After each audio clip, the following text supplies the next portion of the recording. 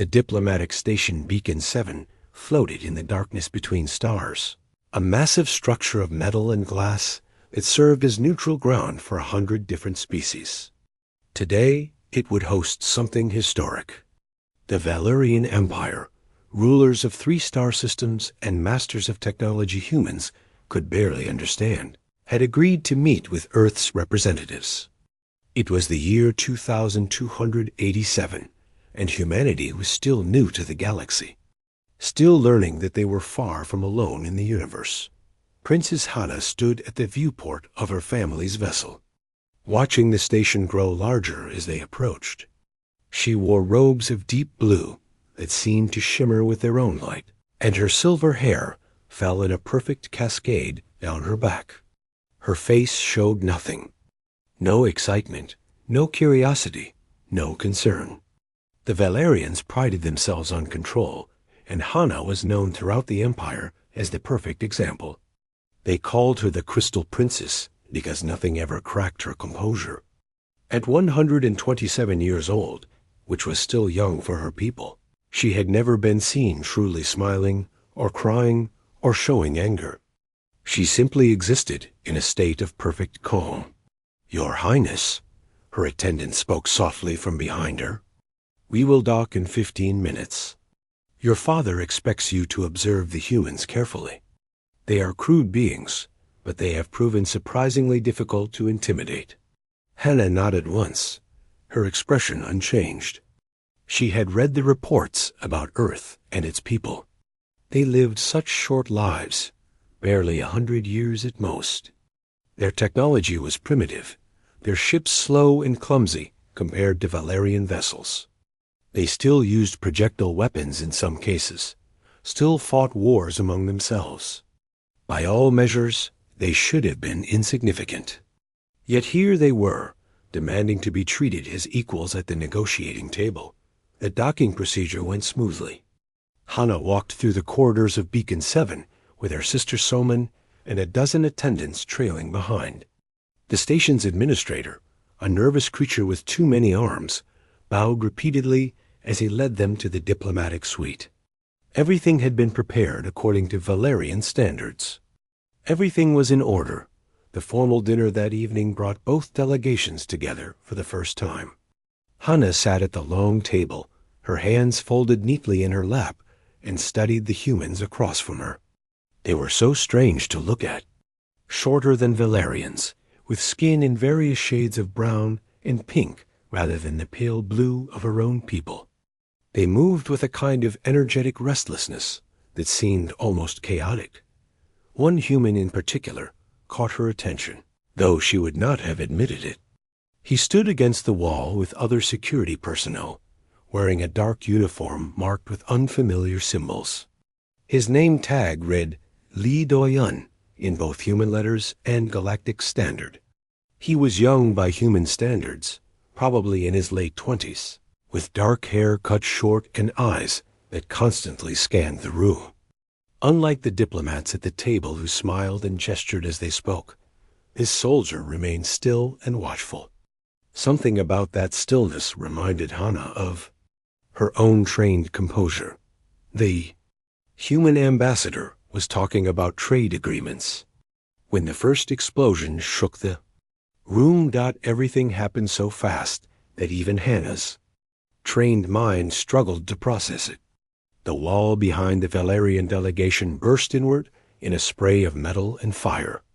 Figures in black armor poured through the gap, weapons raised and firing. Plasma bolts screamed through the air, striking attendants and guards alike. Someone was screaming. The lights flickered. Hana stood frozen, her mind trying to categorize what was happening. An attack on a neutral station. Impossible. Yet it was occurring right in front of her eyes. Then something slammed into her from the side with tremendous force, driving the air from her lungs. She hit the floor hard, her vision blurring. A weight pressed down on top of her, and a hand clamped over her mouth. Every instinct screamed at her to fight, to escape, but her body would not respond. "Stay down," a voice hissed in her ear, speaking Galactic Standard with a thick human accent. "Don't move. Don't make a sound." Doyan, the soldier. He had tackled her behind the overturned table, shielding her with his own body as plasma fire tore through the space where she had been standing moments before. Hana could feel his heartbeat against her back, rapid but steady. Could feel the heat of his breath against her ear. Could smell something sharp and unfamiliar, some human scent she had no name for. For the first time in her life, Hana felt genuine fear. Not the theoretical understanding of danger she had learned in lessons, but real terror that made her hands shake and her breath come in short gasps. The mental shields she had spent decades building. The careful control that defined her entire existence. Cracked like ice under pressure got, Doyan shifted slightly above her, and she heard a soft sound of metal sliding against leather. He had drawn a knife. Through the gap under the table, Hana watched as one of the attackers approached their position, weapons scanning back and forth. The attacker wore Valerian armor. These were not outsiders. These were her own people. The attacker stepped closer. Closer, Hana felt. Doyan's muscles tense like coiled springs. Then he moved. Hana had seen Valerian warriors train. Had watched the Imperial Guard perform their precise, calculated combat forms. What Doyan did was nothing like that. He exploded upward with raw violence, the knife finding the gap in the attacker's armor before they could even raise their weapon. The attacker fell. Doyan was already moving to the next one, scooping up the fallen plasma rifle in one smooth motion. Two more attackers turned toward them. Doyan fired twice, both shots perfect. Both attackers dropped. A fourth came from the side, and Doyan spun, using the rifle as a club to break the attacker's arm before finishing them with a close-range shot. 6 seconds. 4 attackers eliminated. Hana stared from her position on the floor, something unfamiliar burning in her chest. Station security arrived moments later, their own weapons raised. The remaining attackers fled or surrendered. The dining hall fell into shocked silence, broken only by quiet groans from the injured and the hiss of damaged environmental systems. Doyan lowered his weapon and turned back to where Hana still lay on the floor. He reached down, offering his hand. Their eyes met. Hana's hand was trembling as she reached up to take his. She could not stop it from shaking, could not force her face back into its usual calm mask. Something had broken inside her, and she did not know how to fix it. "Are you hurt, Your Highness?" Doyan asked, helping her to her feet with surprising gentleness for someone who had just killed 4 people. Hana opened her mouth to respond, to say that she was fine, that she was unharmed. But no words came out. She just stood there, staring at this human soldier, feeling her carefully constructed world tilting on its axis. For the first time in 127 years, Princess Hana did not know what to do. Hana sat alone in her quarters aboard the Valerian vessel, staring at her hands. They had stopped shaking an hour ago, but she could still remember the feeling. That loss of control, that terrible, wonderful moment when her body had simply refused to obey her. She closed her eyes and saw it again. Doyan moving through the attackers, like water flowing around stones, efficient and deadly, and somehow beautiful in his violence. She had watched Valerian warriors her entire life, had seen the greatest fighters in the Empire demonstrate their skills. But they had always been performing, executing techniques learned through centuries of tradition. Doyan had simply been surviving, using whatever worked, adapting in real time to an impossible situation, and he had protected her. A human protecting a Valerian princess. The thought should have been insulting. Instead, it made something warm unfurl in her chest. A soft chime indicated someone requesting entry. Hana composed herself, forcing her face back into its neutral mask. Enter. Her sister Somin glided into the room, her expression as cold and perfect as polished ice. "The investigation is complete," Soman said without preamble. "The attackers were Valerian extremists who believe humans are a threat to our purity. They have been dealt with." "I see," Hana replied, her voice steady. Soman studied her for a moment. "You seem unsettled, little sister. The attack was unexpected." "Yes, but that is not what troubles you." Soman moved closer, her eyes sharp. "I watched the security footage. The human soldier who protected you. You looked at him strangely." Hana said nothing, which was answer enough. "I will have him reassigned," Soman continued. "It would not do for you to develop any inappropriate attachments during these negotiations." "No." The word came out harder than Hana intended. She softened her tone. "I want him as my personal security detail." Soman's eyebrows rose, the closest thing to surprise she ever showed. "Why?" "The Valerian guards failed to protect me. One of our own people tried to kill me. I trust no one from the Empire right now." Hana met her sister's gaze. "But that human threw himself into danger for someone he does not even know. That is worth something." It was a logical argument, and logic was the only language Soman spoke. After a moment, she nodded. "Very well. I will arrange it. But Hana, do not forget who you are. What you are." After Soman left, Hana let out a breath she had not known she was holding. What was wrong with her?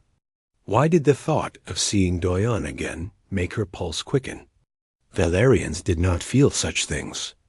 They arranged marriages based on genetic compatibility and political advantage. Emotions were weaknesses to be controlled and eventually eliminated. Yet she could not stop thinking about him. The next morning, Doyan arrived at her quarters in full uniform, looking uncomfortable.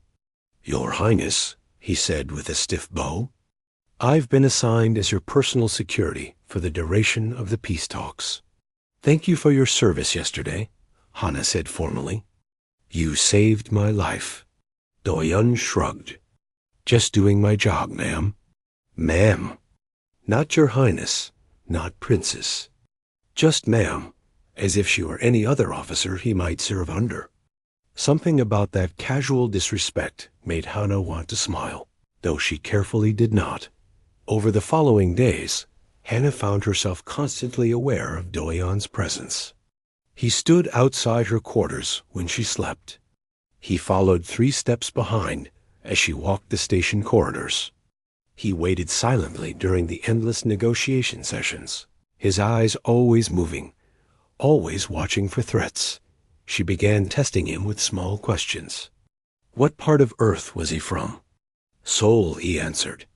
Did he have family? A mother and father, both still alive. What made him join the military? His younger brother had been killed in the frontier skirmishes, and he wanted to prevent others from suffering the same loss. Doyan answered each question simply and honestly, never elaborating, never asking questions of his own. He treated her with professional courtesy, but no special deference. It was maddening and fascinating in equal measure. 1 week after the attack, a cultural exchange event was organized to ease tensions between the delegations. Humans and Valerians mingled in one of the station's recreational areas, sampling each other's food and attempting awkward conversations. Hana attended because it was expected of her, not because she wanted to. She stood at the edge of the gathering, watching the chaos with thinly veiled distaste. Humans laughed too loudly, touched each other too casually, expressed every emotion openly and without shame. It was overwhelming. Then she heard it. Doyan's laugh. He stood with several other human soldiers, and one of them had apparently told a joke. Doyan threw his head back and laughed, a genuine sound of pure joy that transformed his usually serious face. For just a moment, he looked young and carefree and completely, utterly alive. Hana felt something seize in her chest. Her heart began racing. Her hands tingled. The room suddenly felt too hot, too bright, too full of noise and movement and sensation. "Excuse me," she murmured to no one in particular, and fled. She made it back to her quarters before the panic truly set in. Her breath came in short gasps. Her vision blurred at the edges. She gripped the edge of her desk, trying to force herself back under control, but the techniques that had always worked before failed her now. The door chimed. "Your Highness?" A woman's voice, gentle and concerned. "May I enter?" Hannah managed to gasp out an affirmative. The door opened to reveal Jiwan, her lady-in-waiting and cultural liaison. Unlike most Valerians, Jiwan was only half of their species. Her father had been human, and it showed in the warmth of her skin tone and the expressiveness of her features. "Oh, Hannah," Jiwan said softly, abandoning formality as she rushed to the princess's side. "What happened?" "I do not know," Hannah whispered. "I cannot breathe. I cannot think. Everything is wrong." Jiwan guided her to sit, then fetched water. She waited patiently until Hannah's breathing slowed, until the princess could focus again. "Tell me what you were doing when this started," Jiwan said. "I was at the cultural event. I heard." Hannah paused. "I heard Corporal Doyan laugh." Understanding dawned in Jiwan's eyes. Oh, Hannah, you are experiencing attraction." "What?" "Attraction. Romantic interest. Humans would call it a crush, or perhaps the beginning of love." Jiwan took Hannah's hand gently. "It is natural for humans, and for half-bloods like me. But for pure Valerians, especially those of royal blood, such feelings have been nearly bred out of your species." "That is ridiculous," Hannah said, but her voice lacked conviction. "I barely know him. The heart does not operate on logic, Your Highness. That is rather the point." Jiwan smiled sadly. "My mother described it to me once. She said falling in love was like having all your carefully built walls knocked down at once. Terrifying and exhilarating together." Hannah thought about her encounter with Doyun during the attack. The way he had shattered her composure without even trying. "What do I do?" "That depends. What do you want to do?" Before Hannah could answer, the door chimed again. This time it was her sister's voice, cold and sharp. "Hannah, open this door immediately." Jiwan and Hannah exchanged glances. Slowly, Hannah stood and activated the door.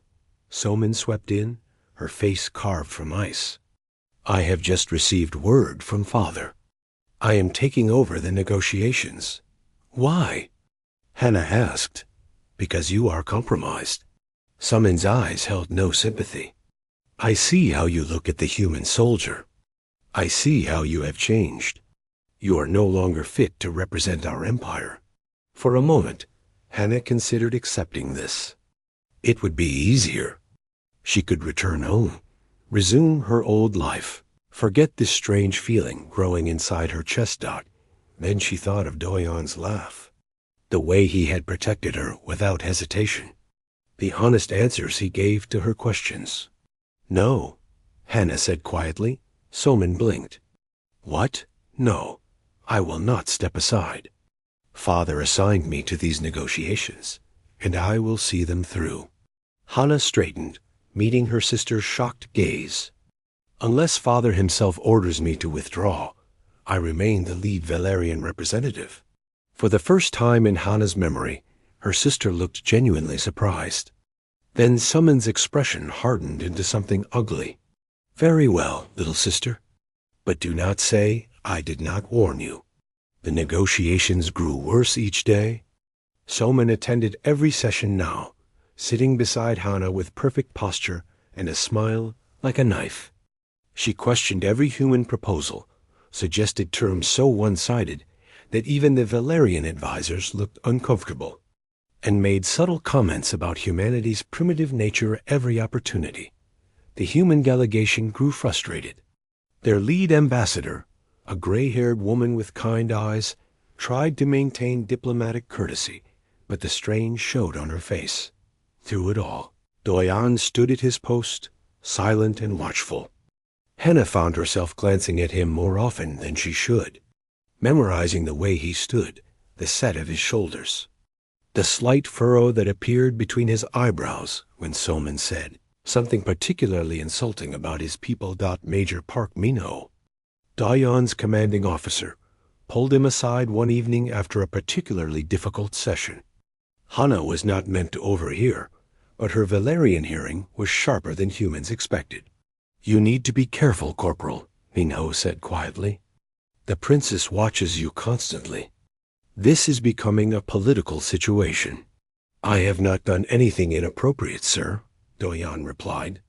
"I know, but that does not matter. You are becoming a symbol, whether you want to be or not. The Valerians see you as proof the humans are trying to seduce their royalty. Our own people see you as the man who saved a princess." Minho sighed. "Just keep your head down and do your job. We leave in 3 days if this treaty does not work out." 3 days. The thought made Hannah's chest tighten painfully. That night she could not sleep. She lay in her quarters, staring at the ceiling, trying to understand what was happening to her. Every logical part of her mind said this was foolish. Doyan was human, from a completely different species. He had shown her nothing but professional courtesy. He probably thought of her as just another assignment, one he would be happy to finish, yet she could not stop thinking about him. Finally, she rose and put on a simple robe. "Chiwan," she called softly. Her lady-in-waiting appeared within moments, as if she had been waiting. "Your Highness? I want to see the human district of the station." Chiwan's eyes widened. "That would be highly irregular." "I know, but the mandatory recreational period begins in 1 hour. I am allowed to go anywhere on the station during that time." Hannah met her friend's gaze. "I want to understand them better. For the negotiations." It was a weak excuse, and they both knew it. But Chiwan simply nodded and helped her change into less formal clothing. Doyan was waiting outside her quarters, as always. He straightened when she emerged. "Your Highness, you are going somewhere?" "The recreational district. The human section." Hannah kept her voice steady. "You will escort me." Something flickered across Doyan's face, too quick for her to read. "That might not be appropriate, ma'am. Perhaps one of the Valerian guards." "I trust you," Hannah interrupted. Then more softly, "Please."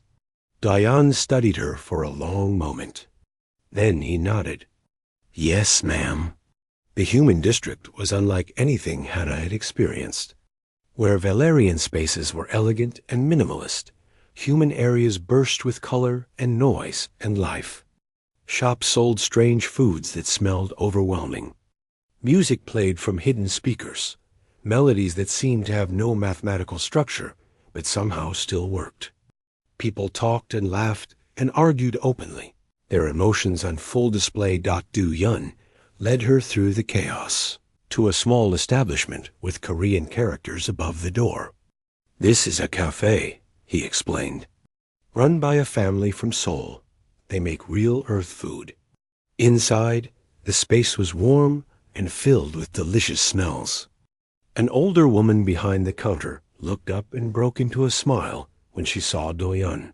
They exchanged words in Korean, too fast for Hannah's translator to catch. Then the woman noticed Hannah and her eyes went wide. "Is that?" She started in Galactic Standard. "A guest," Doyan said firmly. "Can we have a quiet table?" The woman led them to a corner booth, still staring at Hannah with barely concealed amazement. Doyan ordered for both of them, speaking in that musical human language Hannah did not understand. "What did you order?" she asked when the woman left. "Coffee for me. Tea for you, since coffee might be too strong if you have never had it before. And some kimchi and rice." He paused. "Is that acceptable, Your Highness?" "Hannah," she said impulsively, "when we are alone, You may call me Hana. Do-yeon blinked, clearly surprised. I do not think that would be appropriate. I am giving you permission. That makes it appropriate. A small smile tugged at the corner of his mouth. Very well, Hana. The way he said her name, in his human accent, made warmth spread through her chest. The food arrived. Hana had eaten human food before at diplomatic functions, but this was different. The kimchi was spicy and complex, the rice warm and comforting, the tea fragrant and soothing. She tasted each thing carefully, aware of Do-yeon watching her reactions. This is good, she said, and meant it. My mother makes it better, Do-yeon replied. She used to say that food should be made with heart, not just skill. I never really understood what she meant until I left Earth. Tell me about her. Your mother. And he did. Slowly at first, then with more ease, Do-yeon talked about his family. His mother, who ran a small restaurant. His father, who taught music. His younger brother, who had wanted to be a pilot and had died when his transport was attacked by raiders in the outer colonies. I was supposed to protect him, Do-yeon said quietly. I was the older brother. That was my job. Hana reached across the table and placed her hand over his before she could stop herself. Your brother would be proud of who you became. Do-yeon stared at their joined hands. He did not pull away. How do you know? Because you protect people. You saved me. You do your duty even when it is difficult. That is who you are. Hana felt her face growing warm, but did not move her hand. That is worth being proud of. They sat like that for a moment, hands touching, something fragile and new forming between them. Then music started playing from the cafe's speakers, something with a strong beat and soaring vocals. Do-yeon's expression changed, and suddenly he was laughing not. It was the sound she had heard before, the one that had made her panic. But this time, Hana did not run. She watched his face light up with genuine joy and felt herself smiling in response. Actually smiling, her lips curving upward without conscious thought. The entire cafe went silent. Hana looked around and realized everyone was staring at her. The old woman behind the counter had her hand over her mouth. A young couple in the next booth had frozen mid-conversation. Even the music seemed to pause. Your Highness, someone whispered. You smiled. Hana touched her face, surprised. She was smiling. She did not remember deciding to smile. It had just happened, as natural as breathing. She looked at Do-yeon and started laughing. Actually laughing, the sound bubbling up from deep inside her, unstoppable and wonderful and terrifying all at once. Do-yeon was staring at her with an expression she could not read. Hana, he said softly, are you all right? I do not know, she admitted, still laughing. I have never done this before. Never just existed without thinking about it, without controlling every response. She met his eyes. Is this what it is like to be human? Sometimes, he said, when we are lucky. They stayed at the cafe for another hour, talking about everything and nothing. Hana asked him about Earth, about his dreams, about what scared him. Do-yeon opened up in ways he clearly did not with most people, and Hana found herself doing the same. She told him about the weight of being a princess, about the expectations that had defined her entire life, about how she sometimes felt like a beautiful statue instead of a living being. You are alive, Do-yeon said when she finished. More alive than anyone I have ever met. When they finally left, walking back through the station corridors, Hana felt lighter than she had in years. She had laughed. She had smiled. She had touched someone's hand and felt warmth instead of obligation. She did not know what happened when surveillance footage of their cafe visit reached the Valerian Emperor. Did not know that her sister was already planning how to use this against her. Did not know that in 3 days, everything would change. All she knew was that for a few hours she had been simply Hana, not Princess Hana, and it had been wonderful. Tomorrow she would pay the price for that happiness. But tonight, walking beside Doyan through the quiet station corridors, she allowed herself to just be grateful. Hana woke to pounding on her door. Before she could respond, it burst open. 4 Valerian royal guards entered, their faces grim. Behind them came Somin, her expression colder than the void between stars. "You are confined to the vessel," Somin announced. "By order of our father, the Emperor." Hana sat up slowly, forcing herself to remain calm even as her heart raced. "On what grounds?"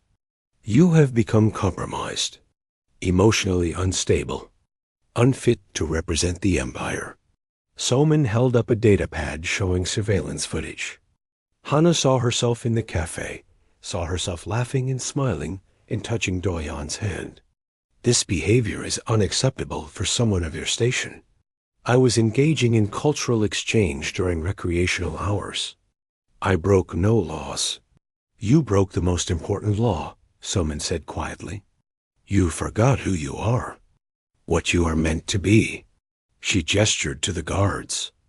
"Escort her to her chambers on the ship. She is not to leave or communicate with anyone until father arrives." They took her back to the Valerian vessel, to rooms that suddenly felt like a prison. The door sealed behind her with a hiss that sounded final. Hana stood in the center of the elegant space, surrounded by all the trappings of royalty, and felt more trapped than she ever had in her life. Hours passed. She paced like a caged animal, unable to sit still, unable to calm the thoughts racing through her mind. What would her father do? Would he force her to return home? Would he end the negotiations entirely? Would she ever see Doyan again? That thought hurt worse than anything else. Somewhere in the past few weeks, the human soldier had become important to her in ways she was only beginning to understand. The idea of never hearing his voice again, never seeing his rare smile, made her chest ache with physical pain. Night fell. Hana sat by the window, watching the stars, when a soft sound made her turn. Ji-wan stepped out of the shadows near the door, moving quietly. "How did you get in?" Hana asked. "I am your lady-in-waiting." The guards assumed I had permission. Ji-wan pressed something small into Hana's hand. "A communication device. Human technology, harder to trace than our own systems." Hana stared at the device. "Why are you helping me?" "Because I see what is happening to you, and I remember my mother's stories. She gave up everything to be with my father. Her family disowned her. Her people called her a traitor. But she never regretted it, because she chose love over duty." Ji-wan's eyes were sad but determined. "You deserve the same choice." After Ji-wan left, Hana held the device for a long time before activating it. She did not know Doyan's contact information, but the device had a simple search function. She found him listed under Earth military personnel and sent a message before she could change her mind. "It is Hana. Can we talk?" The response came within seconds. "Are you safe?" Just seeing his words on the screen made something in her chest ease. "Yes, but I am confined to the ship. My father is coming. I think I am in trouble." A pause. Then, "Because of me." "Because of my choices," Hana corrected. "But yes, you are part of it." Another pause, longer this time. When his message came through, it was a voice recording instead of text. Hearing his voice in the darkness of her room made tears spring to Hana's eyes. "I am sorry," Doyan said, his voice rough. "I did not mean to cause problems for you. I should have kept more distance." "No." Hana recorded her own response. "Do not apologize for being kind to me. Do not apologize for making me feel alive for the first time in my life." She took a shaky breath. "I do not understand what is happening to me. I was taught that emotions are weakness, that control is everything. But when I am with you, I do not want control. I want to laugh and smile and feel things, even if it hurts. Hana, just her name, spoken so gently, it broke something inside her. I have been thinking about you constantly. It is driving me crazy. I tell myself you are just an assignment, that you are royalty, and I am nobody, that this is impossible. But then I remember how you looked when you laughed in the cafe, and none of that matters. Hana pressed the device to her chest, wishing it was his hand she held instead. What do we do? I do not know, but I will figure something out. Just hold on. The next day, everything fell apart. The negotiations ended in disaster. Soman presented an ultimatum to the human delegation. Accept vassal status under the Valerian Empire, or be declared hostile and face economic sanctions from every allied system. Major Minho rejected the terms immediately. The human delegation began preparations to leave the station. Hana watched it all through her window, helpless and furious. This was not what her father had wanted. These negotiations were supposed to build bridges, not burn them. But Soman was forcing a crisis, and Hana could not stop her. Then Jiwon burst into her room, her face pale. They are leaving. The humans are leaving now. Hana was moving before she could think. She pushed past Jiwon, ran down the corridor. The guards tried to stop her, but she used techniques Doyan had mentioned in casual conversation. Simple human self-defense moves that caught the Valerians off guard. She ran through the ship, through the docking tunnel, into the station. Alarms began blaring. Her escape would be noticed within seconds. But Hana did not care. She just ran toward the human docking bay, toward Doyan, knowing only that she could not let him leave without seeing him one more time. She burst into the bay, just as the human ship was preparing to depart. Soldiers stood at the gangway, loading final supplies. And there, among them, she saw Doyan. Their eyes met across the distance. Hana ran. She had never run like this in her life, without grace or dignity, just pure, desperate need. Doyan saw her coming, and his face changed. He said something to the soldier beside him, and then he was running too, back down the gangway, toward her. They met in the middle of the docking bay. Hana threw herself into his arms, all pretense of royal composure gone. Doyan caught her, held her tight, and she felt tears streaming down her face. I am sorry, she gasped. I am sorry I cannot be what they want me to be, Hana. He pulled back to look at her face, his hands gentle on her shoulders. What are you doing? I do not know. I just knew I could not let you go. Footsteps echoed through the bay. Hana turned to see Soman arriving with a full contingent of Valerian shock troops. From the other direction, Major Minho appeared with human marines. Both groups had weapons drawn.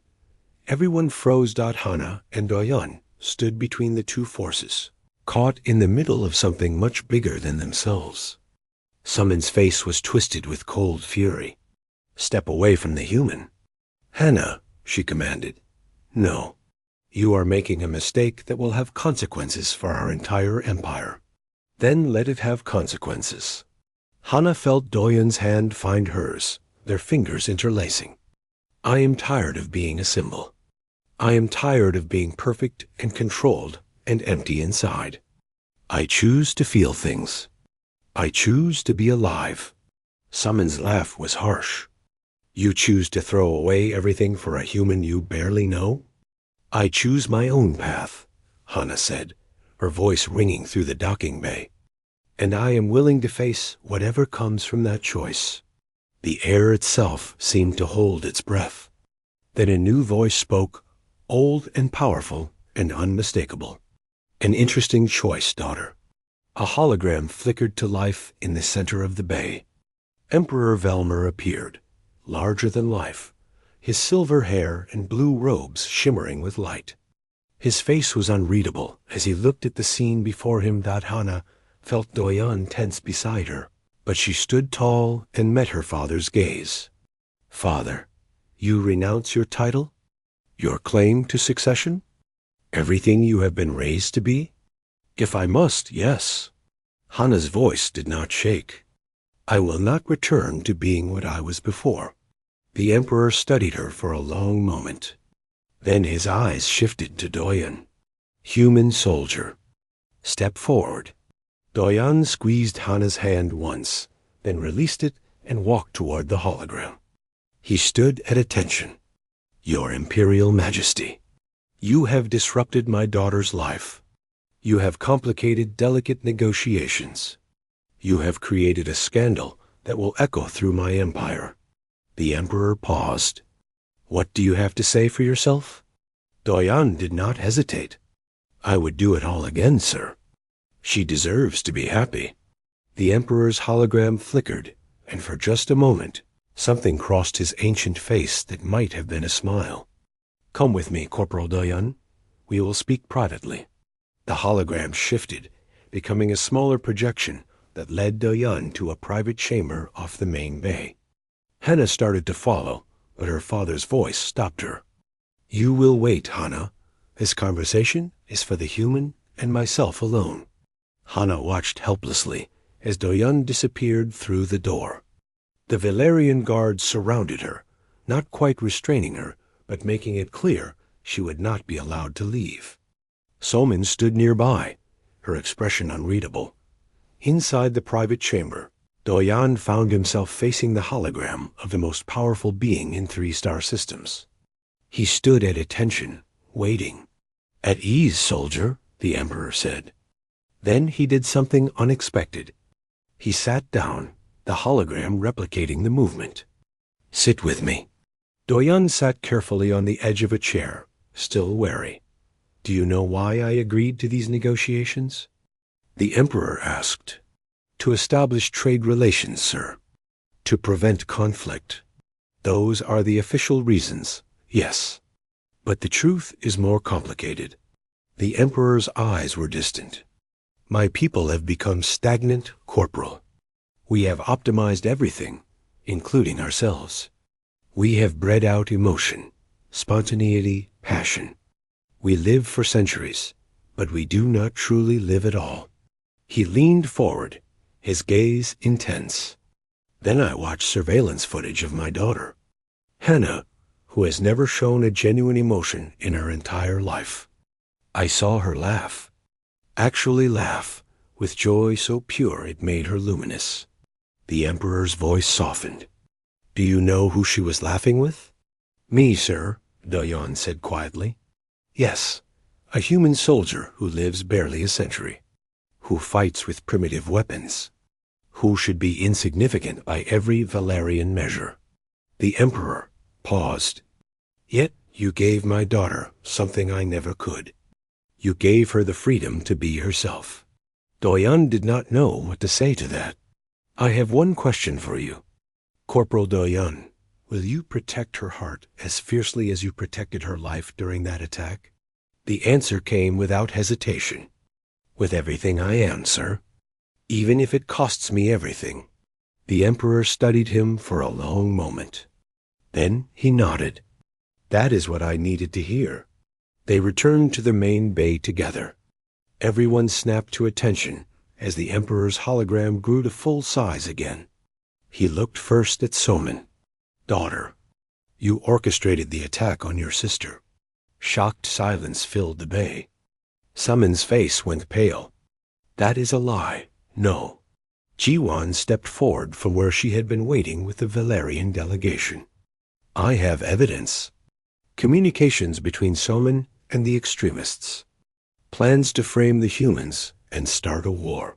She held up a datapad. Everything is documented. You have been spying on me? Somin's voice was shrill.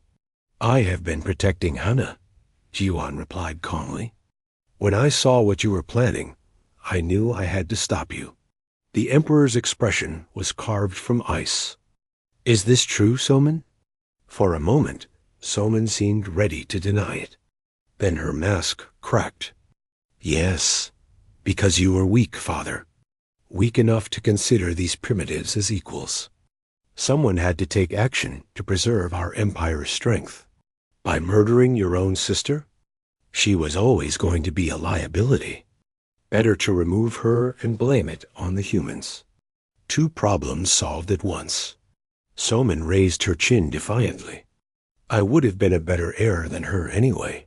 You will be no heir at all. The Emperor's voice was final. You are stripped of all titles and privileges. You will face trial for attempted murder and sabotage of imperial negotiations. Guards moved forward to take Soman into custody. She fought them, screaming about honor and duty and the purity of the Valerian race. Her voice echoed through the bay until the doors sealed behind her. The Emperor turned to the human delegation. Major Minho, I apologize for my daughter's actions and the disrespect shown to your people during these negotiations. I propose we start fresh, with genuine terms of partnership rather than domination. Minho stepped forward, surprise clear on his face. Your Imperial Majesty, we would be honored to continue negotiations under those conditions. Good. The Emperor looked at Hana, who stood trembling among the guards. Hana, come here. She walked toward him slowly, her face showing every emotion she felt. Fear, hope, love, uncertainty. All the things she had spent a lifetime hiding. You have changed, daughter, the Emperor said gently. I see it clearly now. You are no longer the perfect crystal princess who never felt anything. I am sorry, father, Hana whispered. I could not help it. Do not apologize. Never apologize for becoming fully alive. The Emperor glanced at Doyan. This human has given you a gift I could not. He has shown you that emotions and logic can coexist, that being strong does not mean being empty. He addressed the assembled crowd, his voice carrying to every corner of the bay. I am establishing a new position. Ambassador to Earth, responsible for cultural exchange and building understanding between our peoples. Hana will fill this role. Hana's eyes went wide. Father, you will live on Earth for a time, learning their ways, teaching them ours. You will forge the bridge between our civilizations. He smiled, a genuine expression that shocked everyone who saw it. And Corporal Doyan will serve as your official liaison. Someone must help you understand human culture, after all. Understanding dawned in Hana's eyes. Her father was giving her freedom, disguised as duty. A chance to explore her feelings while still serving the Empire. Thank you, she breathed. The Emperor's hologram began to fade. One final thing, Hana. Your mother asked me to tell you something before she died. She said she hoped you would find what she and I could not. She hoped you would choose love over obligation. His voice was soft. I think she would be proud of who you have become. Then he was gone. The bay erupted in activity as both delegations began discussing the new terms. But Hana only had eyes for Doyan. She walked to him, and this time when she took his hand, she did not care who saw. So, she said, trying to sound calm and failing completely.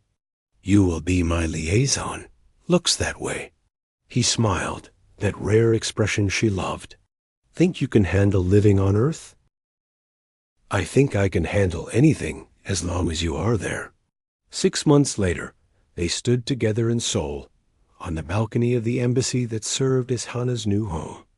The city sprawled below them, billions of lights marking human civilization in all its chaotic glory. Cherry blossoms drifted through the air, carried on a warm spring breeze. Hana had changed in those months. She wore simpler clothes now, comfortable human fashions. She laughed easily and often. She cried when sad movies ended. She got frustrated when things went wrong and delighted when they went right. She was learning what it meant to be fully alive, and every day brought new discoveries. Today, they had visited the memorial for Doyan's brother. Hana had placed flowers there, following the Korean tradition Doyan had taught her. They had stood together in silence, sharing grief and memory now, watching the sunset paint the sky in shades of gold and pink. Hannah felt at peace in a way she never had before. "You shattered my calm completely," she said softly. Do-yun pulled her closer, his arm around her waist. "You gave me a reason to hope again, to believe that good things can still happen." Hannah turned to face him, seeing in his eyes all the emotions she now understood. Love, tenderness, hope, joy. All the things the Valerians had tried to breed out of their species, thinking them weaknesses. She knew better now. These feelings were not weaknesses. They were what made life worth living. "I love you," she said, the words still new and strange on her tongue, but feeling right. "I love you too," Do-yun replied. She kissed him as cherry blossoms fell around them like snow, and the city sang its evening song below. Somewhere above, stars shone in the darkening sky, the same stars that connected her old home to her new one. The story would become legend in time. The tale of a princess who gave up everything for love, and a soldier who showed her what it meant to be human. Songs would be written about them. Children would hear their story and dream of finding such connection. But right now, in this moment, they were just Hannah and Do-yun. Two people from different worlds who had found each other against impossible odds. And that was more than enough. That peace between their peoples would grow stronger each year, built on the foundation of their relationship.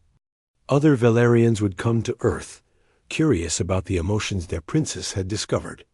Humans would travel to Valerian worlds, teaching them about joy and laughter and tears. Two civilizations, learning from each other, growing together. All because one soldier had protected a princess, and in doing so, had freed her from a cage she had not even known she was in. All because one princess had chosen to feel instead of control, to live instead of merely exist. The universe was vast and strange, and full of impossible things. But sometimes, the most impossible thing of all was simply allowing yourself to be happy. Hannah had learned that lesson well, and she would spend the rest of her life grateful for it.